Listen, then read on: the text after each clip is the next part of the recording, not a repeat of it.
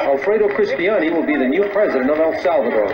His agenda sounds like that of any other new leader of a third world country. Well, we're going to keep on looking for a peace agreement.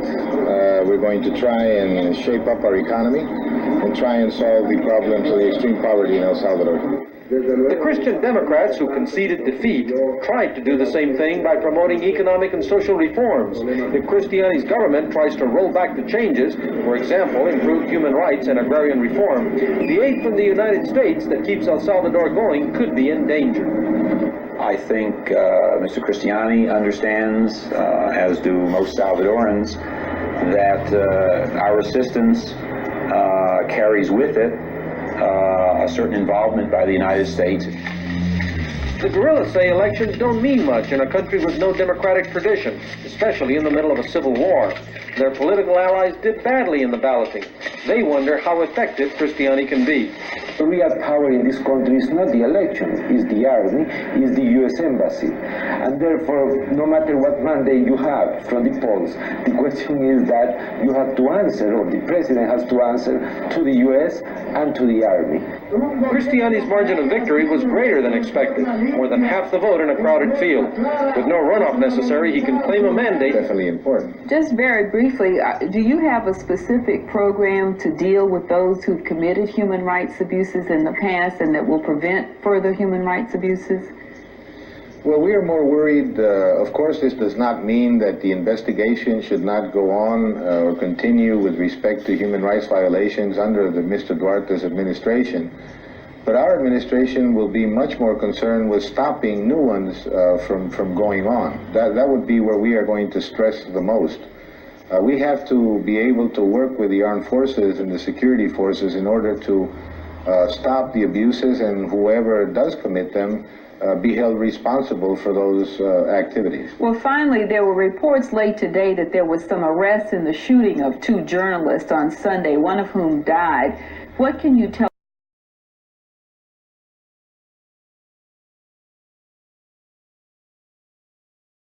Expression.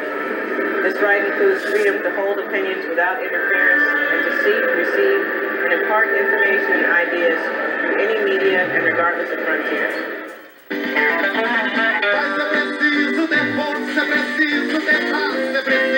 To draw the attention of the world to prisoners of conscience. Well, tonight we'd like to emphasize the financial contributions that are necessary to keep the Amnesty International offices open and running and able to function so effectively. A small contribution will help. One of $25 will get you a Human Rights Now t-shirt. So please call the number that you see on the screen below me and at various times during the show and contribute whatever you can, and thank you. Let's continue with the great music of the Human Rights Now tour.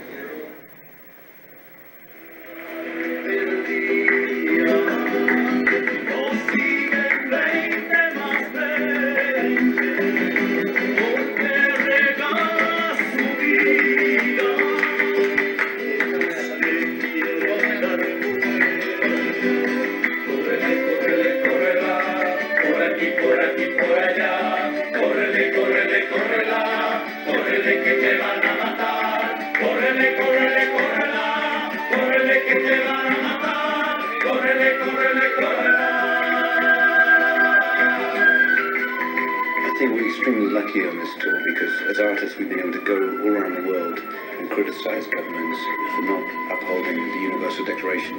But in fact, there are many musicians who don't have the freedom that we have. This is the story of Victor Jara, the Chilean singer-songwriter, and after Allende's downfall, he was put inside the big sports stadium and in front of a large audience of detainees. He had his hands cut off and then he was brutally murdered. Now, that's just for singing songs in a way that we do all the time.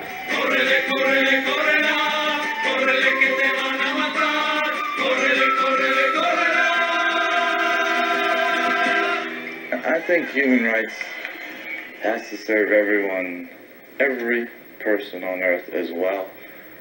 And if it doesn't, the human rights movement fails. So if there's a lesser person in this world, if the government can turn you into a lesser person, they can torture you, they can kill you, they'll disappear you, they'll do anything to you. And our job is to make sure there's no lesser person. And the importance of this tour is to let everybody know that they're just as important as everybody else.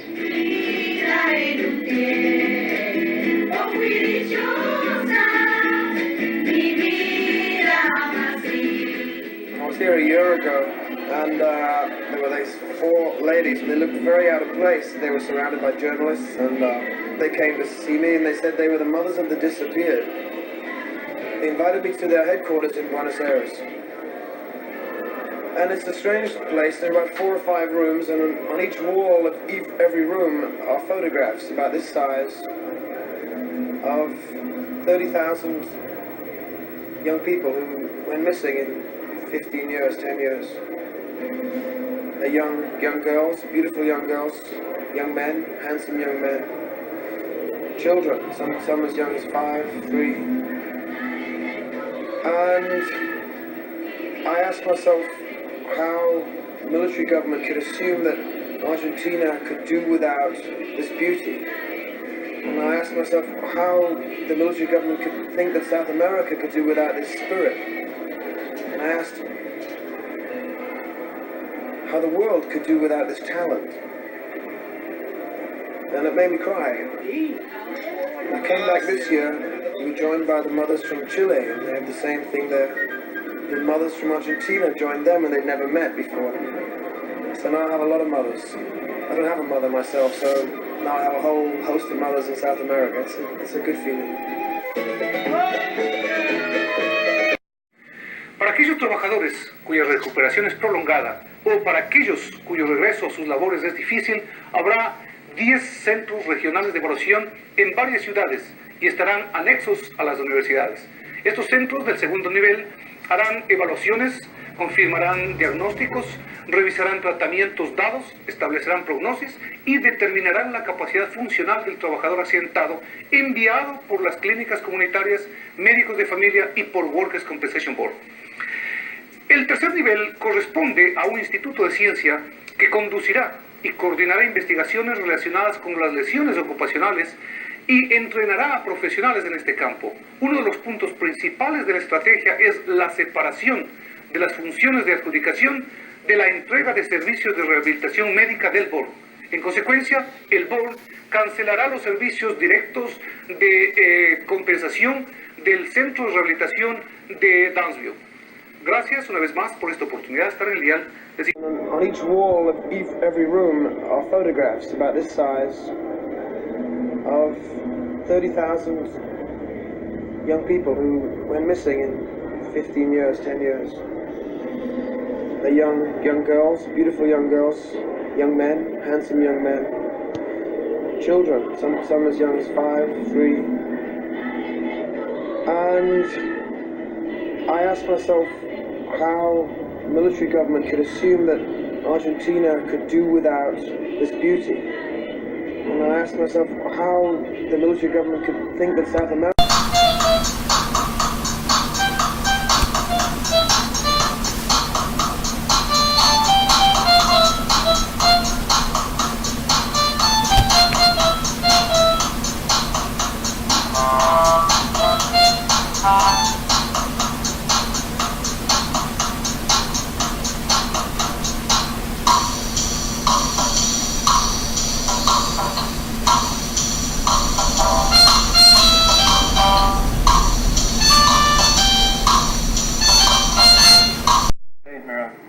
is that on the political spectrum, we had not a complete spectrum, but actually from the center right to the right.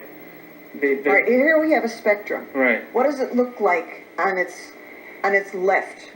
Okay, on the left there was a number of political parties, maybe 10 political parties, but in years previous, those leaders, all the leaders of those parties had been killed when they got out in public and tried to state their opinions. So in fact now there's not an active leader. Well, actually there is a party called the Democratic Convergence, which is a number of the leftist parties joining together. They ran in a very limited way because they were afraid, as you were saying, because they had actually been targeted by the death squads during the election process. But there is this party that was running. However, They did not continue to run within this last election because they felt so unsafe and felt like they did not have the opportunity to campaign as a legitimate party. Toward the center, what? Okay, so now we have the Christian Democratic Party under Jose Napoleon Duarte, the former president. And that party was actually created by the United States, by the influx of money given to the party to try to create a centrist coalition. But in fact, it's been a disaster. The money that was sent down to support this party, support the government, has been used in corruption. Duarte was buying horses, thoroughbred horses from Honduras and bringing them back. He bought a new hacienda. So he's using the money personally? Yeah, a lot, and that goes along with the party. And so the people, after the earthquake, when all this money came down, 1986, all this money came down for the relief, the poor people their homes were just completely demolished, and they were living in the streets under pieces of plastic. Instead of receiving this money, the people in the shanty towns, in the slums. We have a picture that shows that we might be able to take a look at. Instead of receiving that money, the government was